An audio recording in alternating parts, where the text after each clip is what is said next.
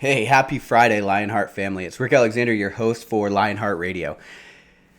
Today's episode is with Justin Wren, and I'm actually going to spare you the advertisements for today's show because I really just want you to get in, hear the show, and hopefully if Justin's work and what he's doing makes an impact on you, it will inspire you to take a little bit of action, and he's going to invite you to take action in his cause right now. And I know it certainly touched me, and I've already actually contributed, so and we'll post that up on the Instagram page. But this show came at a really cool time in my life because I've been thinking a lot about what it means to be successful. Now, we all have our own metrics for what success are. What does your scoreboard look like? Is it the amount of money in your bank account, the amount of plates that are on your bar, the amount of PRs you get, your powerlifting total, your Olympic weightlifting total? Is it your position in the open? You know, we have all these metrics that we use to gauge success. And a lot of times what those we take those metrics and they directly influence our self-worth, right? And the problem is that at the end of the day, when we die, none of those things mean shit. None of these shallow metrics are going to mean a goddamn thing, you know? What people are going to think about and what's going to matter at the end of the day, I think, no matter what your religion is, no matter where you fall in the chart, it's going to be how you impacted the people around you. You know, how did you make people feel? How did they feel when you were around, right? Did they feel like you were constantly bragging about what your scoreboard looked like? Or were you making them feel like they were the most important person in the room? And I know this is a little bit more esoteric than we normally go with this show, but you know, it definitely goes along with the theme. And Justin, who is an absolute beast of an athlete, he's had a really cool story and it's very introspective. And so I invite you to listen to this show and think about what these things mean to you as we go on. And without further ado, Justin Wren.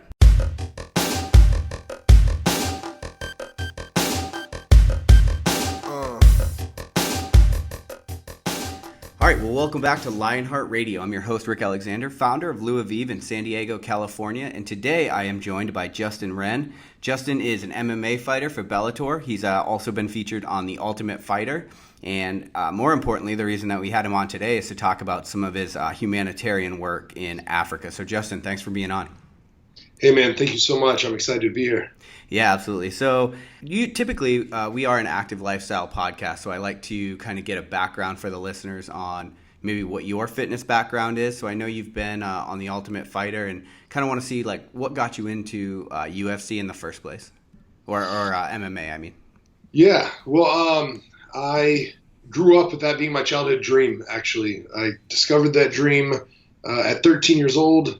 I grew up very heavily bullied. I was the kid that sat at the lunch table by himself, got pelted in the back of the head with chocolate milk spit wads.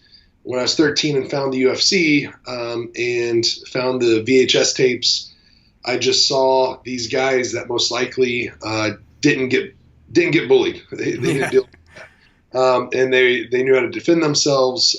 They were athletes, and I fell in love with the human chess match of it. So growing up, I got into wrestling at 15 years old. I had 2 Olympic gold medalists as my high school coaches, which was an incredible opportunity and blessing because no other high school in the nation that I know of had an Olympic gold medalist coaching them at that level. So it was great to learn from the best. You don't develop bad habits that way, or they don't have to rework the habits you developed. But it was awesome. So I ended up becoming a 10-time state champion in Texas, a 5-time All-American, a 2-time national champion. Out of high school, I transferred. I was recruited all the nation's best wrestling colleges, but I went to the Olympic Training Center right out of high school. So I was one of 2 guys to do that. And so that's kind of my background. And then my base in martial arts is just wrestling, jiu-jitsu, boxing, kickboxing, Muay Thai. And I would say that's the majority of it. Sure. You mentioned something really cool, getting coached by an Olympian. So that, I think most people, and it doesn't matter if you're wrestling or football or whatever it is, a lot of college or a lot of the fitness world when you're an adult is actually just unlearning all of those bad habits you got from the high school bigger, stronger, faster programs or whatever it is. Right. No, it was incredible.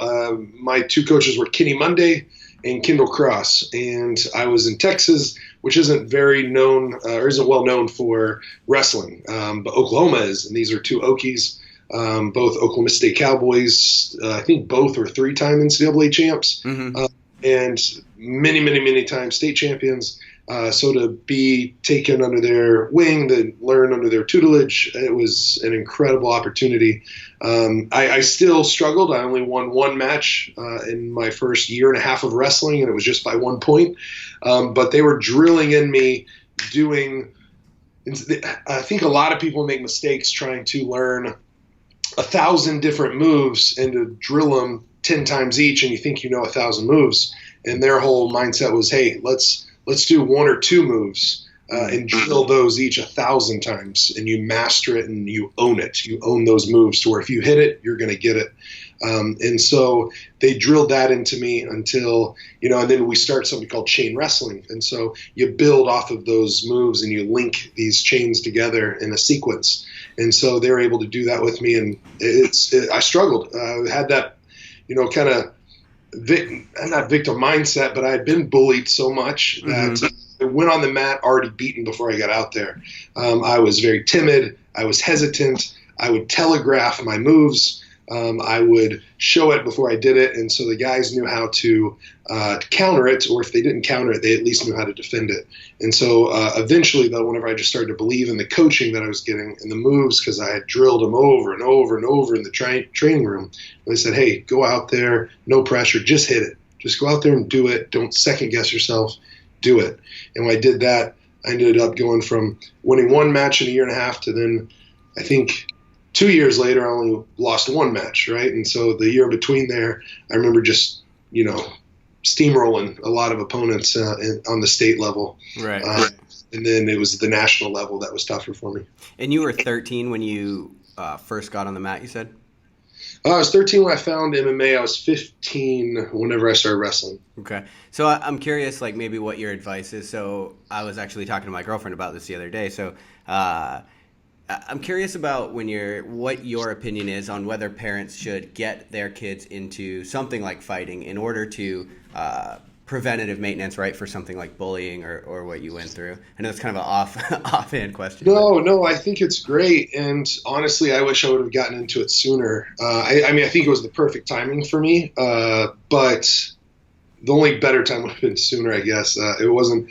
And so I see a lot of kids now, and I've gotten the opportunity, very fortunate to have had written a book and one of the chapters about bullying, and been invited to a lot of schools after maybe a teacher or principal or parent reads my book, and be able to go in there and talk to the kids. And I hear so many testimonials, just stories of kids that were going through it at an earlier age than I was.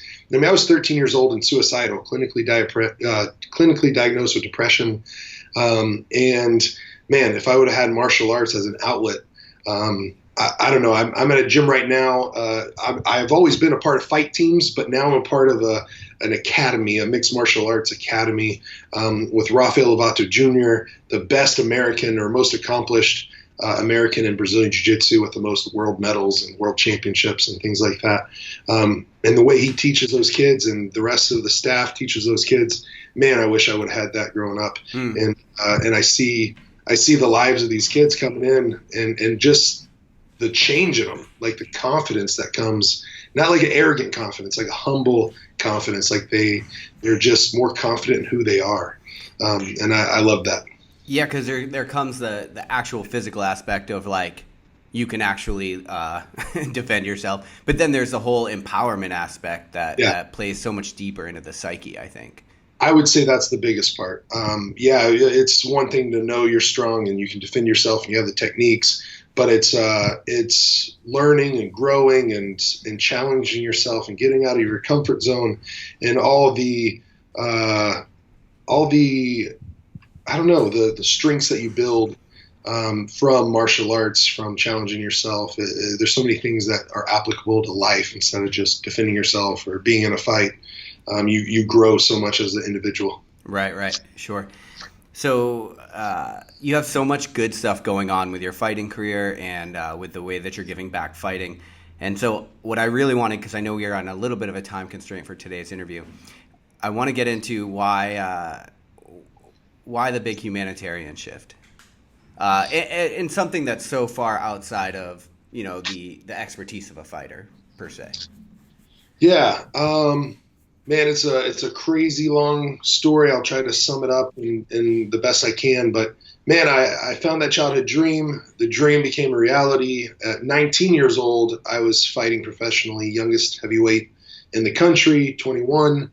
I got selected for the Ultimate Fighter, 22. We were filming that. I was the youngest guy there by years and years. I think like 6, 7, 8 years. I was the youngest by far. And so the dream became a reality, but something started to shift whenever like that didn't like fulfill me. That was all my significance, all my identity was being that fighter, and all my value depended on if I was going to be successful at that. And the only success I saw was world champion. And so, man, I ended up becoming just to sum it up, a depressed, drunk drug addict. Where, and to sum that up, I would go on these long binges of opioids, and it started from an injury. The doctors would just easily just cram pain pills not down my throat, but they would give me tons and tons of pills, and I had an abundance of them. I was getting 120 from one doctor, 90 from another, and 60 from another, and this was Oxy, and so just wipe away an entire month, and I would do that every month. That's Western medicine, right? Just put a Band-Aid on the problem. Yeah, man, and I liked Treat the that symptom. Some of the pain, but I really enjoyed that it numbed my depression, or at least made me feel like it did. And it got to the point to where, man, after a couple of weeks, I feel like, but it really intensified after months, and especially after years, where my mind didn't just want it, my body physically needed it. And it got real tough to where I remember my best friend calling me and leaving a voicemail. And on the other line, my best friend was saying, "I can't believe you missed my wedding. I can't believe my best man didn't show up."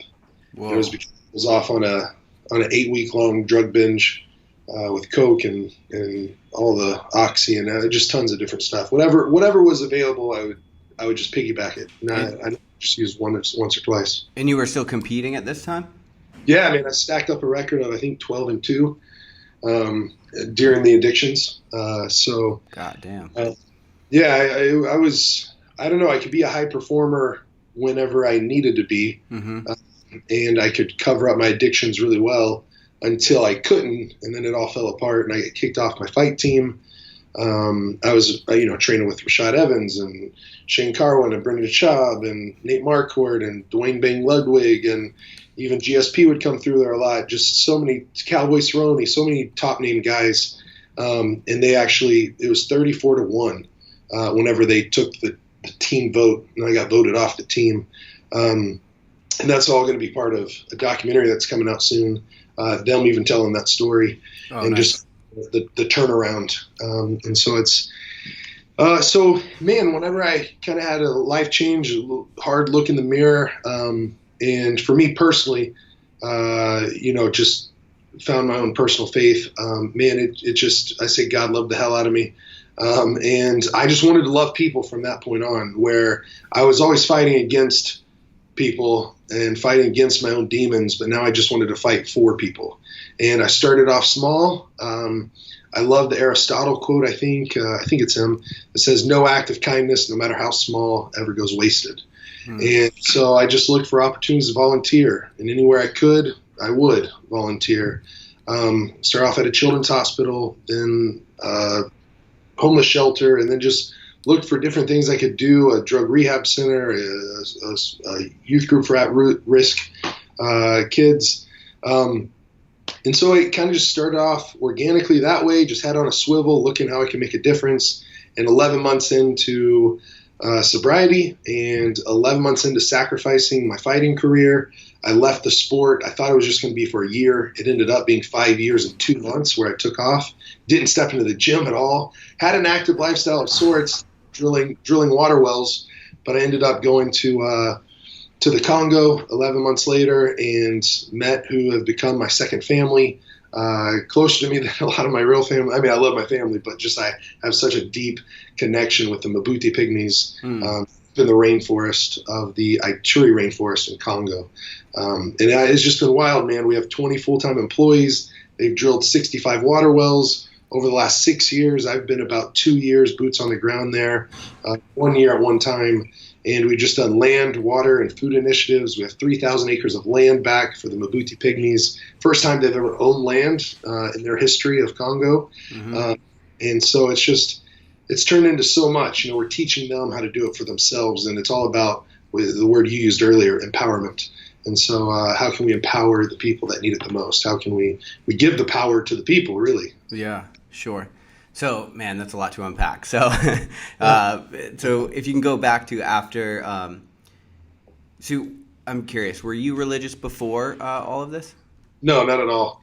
I hated religion. I still have a big distaste for it if it's something dry, dull, and dead, and if it's just rituals and routines, and if it's controlling. Like for me, it's something personal. It's a relationship with God, and I had seen so much fake stuff that it turned me off, turned me away, pushed me away, far, far away. I have a favorite quote. It's from Gandhi.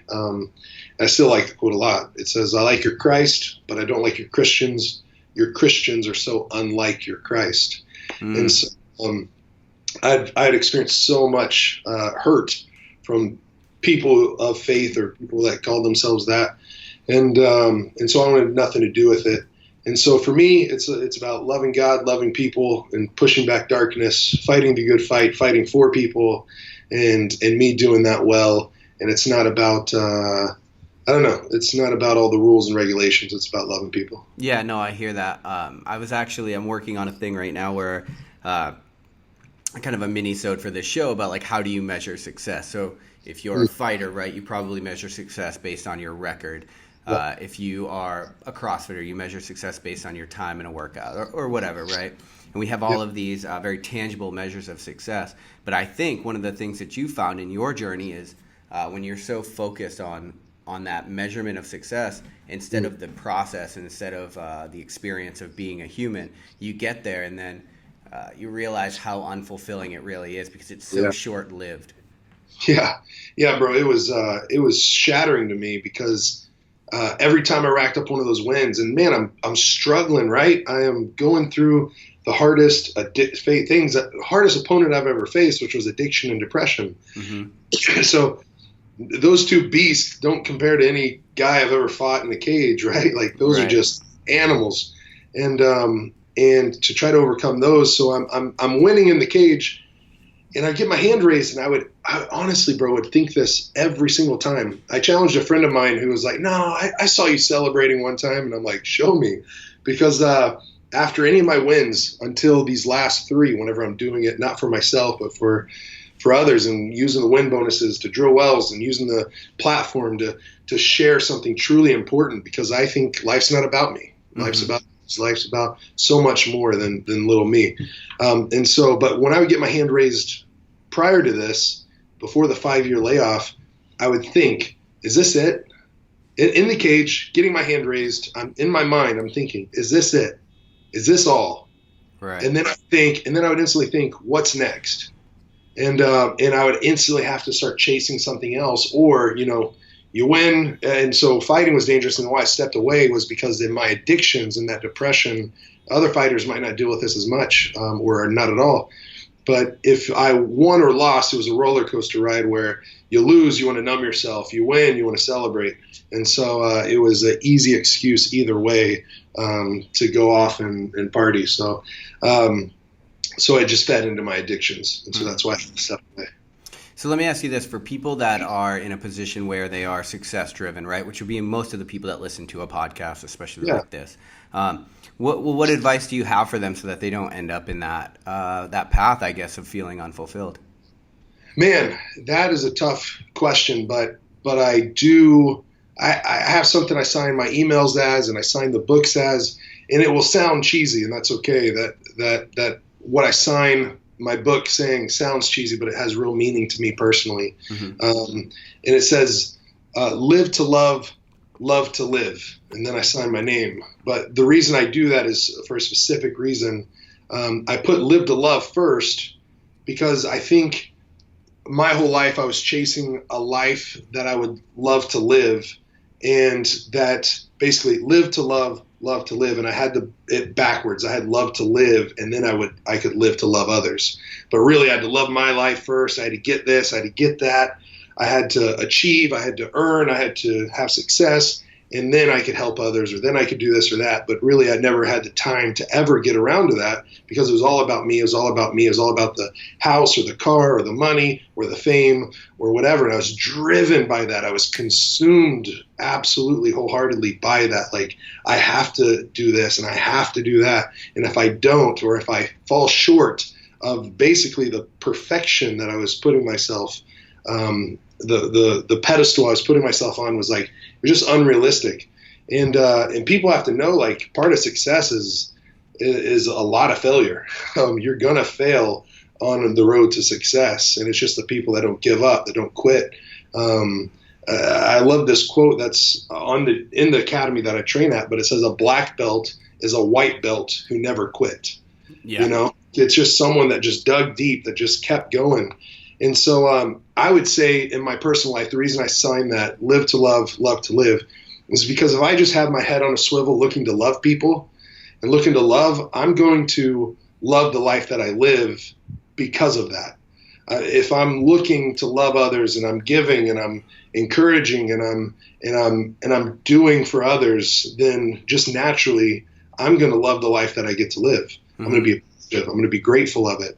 And it's just something that's been powerful in my own life. It might not make sense to others, but it's what I try to live my life by. Yeah, that's a really weird thing about like the human experience, because I personally, I feel like I'm one of the people for most of my life, I'm like, well, I think money can probably buy happiness. And I've subscribed to a lot of very like shallow metrics. And it's interesting because no matter what metrics you use, you get to the point where you realize if you're not connecting with the humans around you, like it all means very, very fucking little at the end of the day.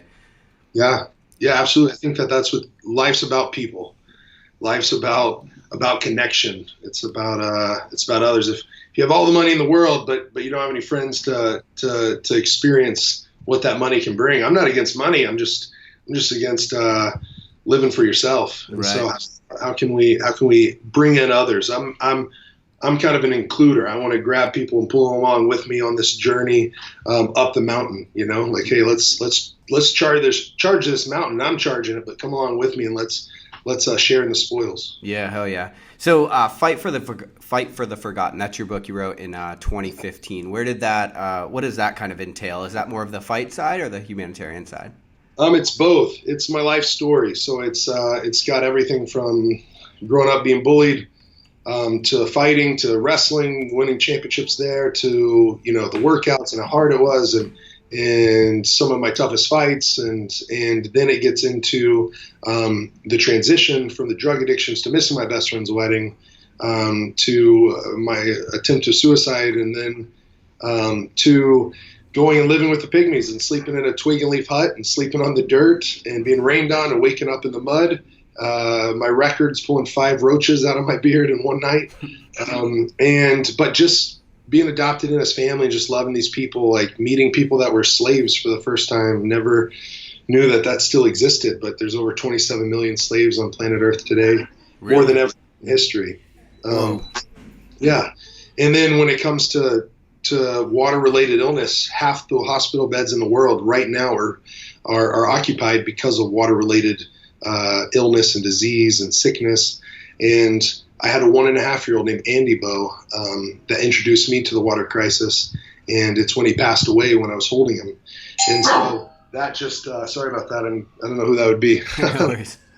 They can leave a note. Man, it just it wrecked me seeing someone so young have their life cut so short just because they didn't have access to clean water. And it forever gripped my heart. It changed me, and it sent me on this quest and this journey, in this fight, to unite with the locals that face the problem on a day-to-day basis, and how can we empower them by putting the tools in their hands, by training them up and giving the knowledge, putting that knowledge in their heads, transferring that knowledge and say, you can do this. You can do it for yourself. Like, this isn't about, and if you sit down and you just, what I learned is if you live with them, listen to them and learn from them, they're going to tell you how to love them the best. And you'll learn truly the most sustainable way. And they will say they don't want charity. They want an opportunity. And so that's why we at Fight for the Forgotten in Water 4 say opportunity is greater than charity. That charity can be great, but opportunity is just always better. It just always is. And so we want to create opportunities for people to empower them, let them have ownership of it, create entities inside the country. So Water 4 now has, so Fight for the Forgotten's one team underneath 44 teams within Water 4. And it's beautiful, man. We've been able to empower and encourage and employ 396 people in the continent of Africa, 16 African nations. Last year alone, they drilled 690 water wells. And that served 172,000 people. And this is now, since inception, less than 10 years ago, they've been able to give them over 1 million people, like probably more like 1.5 million people, clean water. And it's them doing it for themselves. And I truly believe that's the way we'll knock out the water crisis. Isn't by having to go in and do it for these people who can't do it for themselves. It's like seeing people who face the problem as completely capable, completely able, willing, and to just pass the torch, pass the baton, like just let them do it. They want to. They just don't know how. They don't have the tools, and they just need a little kickstart. Yeah. So it's for you. It's the ability to provide access to the education and the opportunities more than it is to actually just provide the resource. Yeah, because we could take an army of volunteers, but the problem's still going to be there. And the thing is that the solution isn't with. I love people's hearts and wanting to volunteer, and that's truly awesome.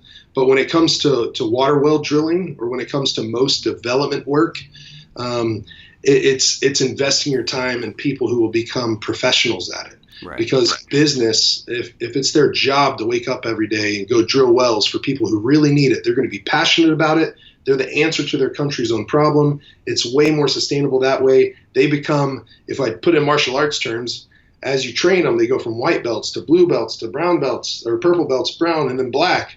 And now we have like 396 guys that are probably all purple, brown, and black, probably more brown and black belts. And to take volunteers that are more like white belts, or invest your time and energy, and someone that's only going to go once a year for maybe 1 or 2 weeks a year isn't the best use of our resources or our time or our knowledge, or even the donors' funds whenever they give a donation. Mm-hmm. And so we've been able to see just our efforts grow exponentially by investing in the locals. And that's what we love to do is provide them the tools to solve their own problem. Yeah, so I actually am really glad you mentioned that, because I hate to sound callous. I spent 9 months in Eastern Africa, and I spent a lot of time around NGOs and the Peace Corps, and I think that there's a lot of people doing good things. But I think that a lot of people make themselves feel better when they do something like that, but they don't necessarily look at the actual facets of the issue, and they're not actually solving the problem. They're making themselves feel better, but I don't know if they're making a difference. Yeah, it's the BandAid Solution, and it's the.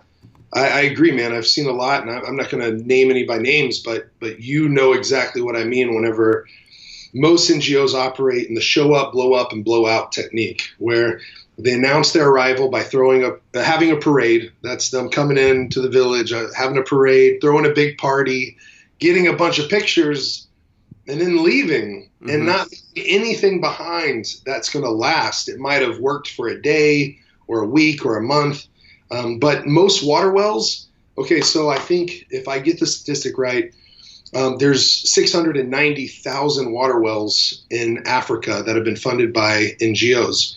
I think 260,000, 270,000 are out of commission. Most of them only last 11 months, unless the locals are trained to maintenance it, to repair it. And unless it's locally affordable, locally available materials, so if it's set up to be dependent on NGO, even if they don't know so, if someone doesn't know how to fix it, or if they can't afford to fix it, it's going to fail. It's going to fail. And so if it's dependent on us, we already failed even going in. But we are arrogant in ways of thinking that we don't deal with this, and we're from the West. And so it's a cookie cutter solution. We have the blueprint. We have the answer. And really, the locals are the ones that will be able to tell you if what you're doing is culturally sound and sustainable, and can they use it, and will they be able to fix it, and do they want it? That's another big thing. Right. Do you want this that we're going to bring in? A lot of people bring stuff in, spend tons of money, send tons of containers over, and then it gets there and it's never even used, or it's used for the pictures, and then the people are sitting there thinking, how am I going to use this long term? And so let me ask you this, because I know we are on a bit of a time constraint here. What for people that are listening to this and might be moved by the work that you're doing and want to give back in some way, since we kind of talk about what doesn't work, what do you think is the best route for them? Well, so we have a campaign right now at Water4. It's water4.org/dig-deeper. And it's just a beautiful campaign because so in Congo, we've drilled 65 wells, have 20 people on full-time staff and another 12 part-time right now. Hopefully we get to bring those other 12 full-time. But it wouldn't have been possible at all. Those 65 wells, those 20 jobs, 32 jobs actually, that would not have been possible without the young men drillers. And they're a team out of Uganda that literally sacrificed a ton, left their families, risked their lives, almost got murdered their first day in Congo whenever they crossed the border. And instead of tucking their tail and running back to Uganda where they had their job and they had their wells, they had drilled over 100 water wells there. They saw me failing and my team failing. We had failed our first 8 or 9 water wells. And these guys were black belts and we were white belts trying to learn. Right. And so they literally came, lived with us for 3 months, helped us win about 8 or 9 times, get 8 or 9 victories. For me, it's a better victory than any cage fight ever could be whenever you drill a well. And so, they helped us drill our first 8 or 9 water wells. And so, but Dig Deeper, the campaign, water4.org/dig-deeper, is a campaign that we're running, trying to raise $25,000 because we have a donor that's doing a match, a dollar for dollar match. And so he's going to kick in another 25 if we can raise that. And we got about $10,000 to go. So we've already raised, I think, 14,000, 15,000. It's only for the month of July, but it's going to give 5,000 people in a village called Lacho. It's going to give 5,000 people access to water for really the first time in their lives, clean water. Yeah. What we're doing is we're drilling 5 wells, setting up these 5 water vending kiosks where people come up and they set it under a tap. They pay 5 cents for 5 gallons. And so it's really affordable, but those incremental amounts over the course of a year will fund another water well. And so those 5 water points will each fund a new one. And so $25,000 and this donor kicking in $25,000, basically that's going to do the 5 water vending kiosks, but then next year it'll do 5 more. And the year after that, it should do maybe 10 more. And so it's just going to keep growing and growing from there. And so if people want to give, it's about $10 to give a person clean water. And if someone wants to give 75, they can dig deep themselves and give something very, very generous like that. We give a T-shirt back to you as a big thank you. It's a Dig Deeper shirt. I love it. I was wearing it yesterday. It's a great shirt. And so we're really wanting to knock this out of the park with this campaign, and then hopefully knock out the water crisis for 5,000 people in Uganda. Yeah, hell yeah, damn, that's cool. Well, dude, I know you got to go, but I really appreciate you being taking the time to talk to our audience about your cause, and Lionheart Radio will definitely be buying some shirts. Well, hey, I appreciate you and hearing your love for the Lionheart listeners, man. It makes me love them too, and so I appreciate everyone listening. It's a huge encouragement. If people want to follow me and my journey on Instagram or Twitter, it's at the Big Pygmy, so Pygmy. That's what the Pygmies call me over there. It's Mabutimang Bo is how you say it in their language. But yeah, Twitter, Instagram's that, and our website is water4.org/dig-deeper. Awesome, and we'll have all of those linked up in the show notes of this episode so people can find it. Bro, you're the man. Thank you so much for your time. Yeah, you too, brother. I appreciate it. All right, thanks, guys. Thanks for listening to Lionheart Radio. I hope that the information from today's show will make you fitter, happier, and healthier. For the show notes of this episode and every episode, head to www.lionheartrad.io. Yep, just like Lionheart Radio. And please, if you have the time, head over to iTunes and give us a 5-star rating. It really helps us to know that we're on the right track in delivering you reliable information and value. As always, feedback is welcome. If you have any comments on the show or would like to suggest a guest, send me an email at rick@luavive.com. That's LUAVIVE.com.